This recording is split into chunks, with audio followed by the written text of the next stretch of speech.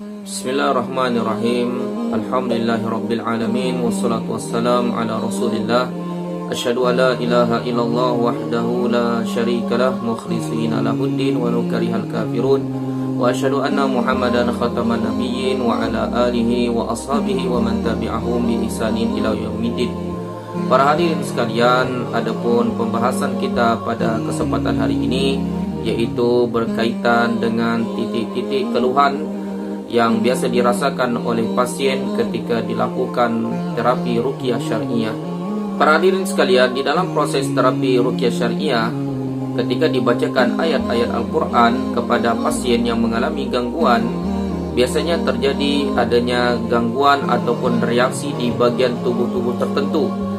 Adapun hal ini sering terjadi di mana hal itu sebagaimana disampaikan ataupun dikeluhkan oleh pasien ketika saat dibacakan ayat-ayat Al-Quran kepadanya.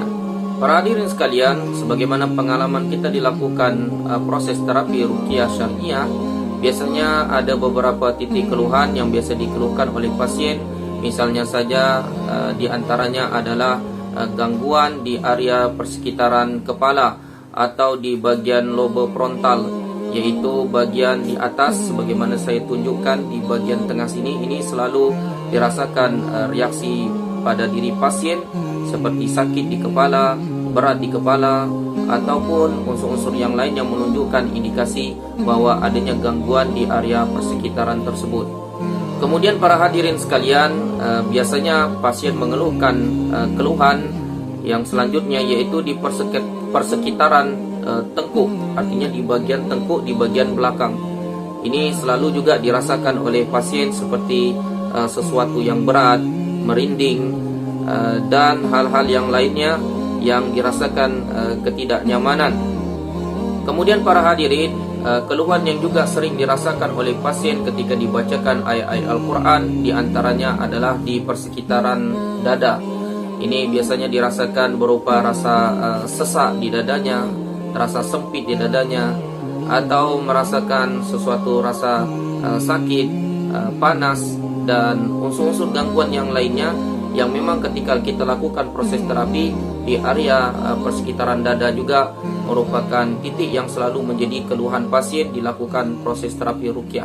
Kemudian para hadirin sekalian, yang sering dikeluhkan oleh pasien selanjutnya adalah di bagian persekitaran perut, ya. Jadi di bagian perut, tepatnya di area persekitaran ulu hati, ini juga merupakan titik yang selalu menjadi keluhan pada pasien, terutama para hadirin yang berkaitan dengan persoalan masalah sihir masruq ataupun sihir makul, di mana ketika dibacakan ayat-ayat Al-Quran biasanya merasakan rasa kesakitan yang luar biasa di persekitaran perut.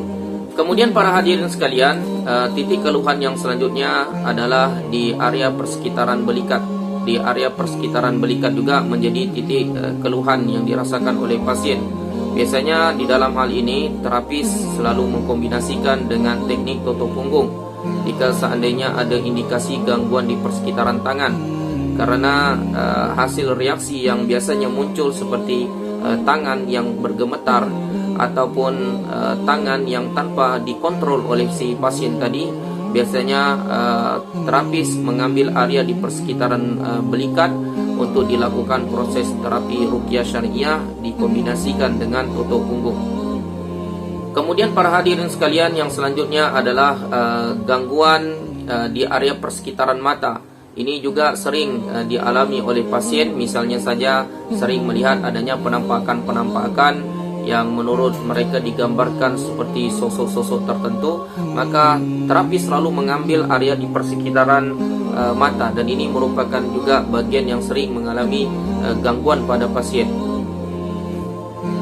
Mungkin itulah para hadirin sekalian berkaitan dengan titik-titik yang biasanya dilakukan proses terapi, mengingat sering adanya keluhan-keluhan di area-area tersebut. Hal ini menunjukkan bisa saja menjadi titik sumber gangguan, apakah berupa gangguan jin, gangguan sihir, dan gangguan-gangguan yang lainnya yang memang menunjukkan adanya unsur-unsur indikasi secara non-medis. Para hadirin sekalian, bukti bahwasanya indikasi secara non-medis itu ketika dilakukan proses terapi ruqyah tidak sedikit di antara sebelumnya ataupun ketika dilakukan proses terapi, pasien mengalami reaksi yang sangat hebat di area persekitaran tersebut. Bahkan ketika dilakukan